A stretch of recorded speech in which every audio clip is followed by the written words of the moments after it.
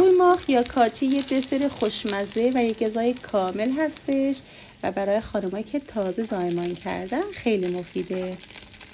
امروز قصد داریم این قورماق خوشمزه رو به روش مردم باکو کشور آذربایجان درست کنیم.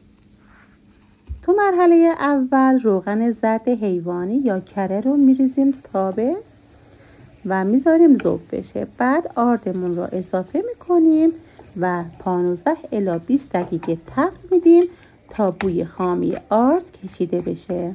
بعد نمک و زعفران زردچوبه را اضافه میکنیم، آب ولرم را اضافه میکنیم و هم میزنیم با همزن دستی تا گلوله های آردمون باز و یک دست بشه.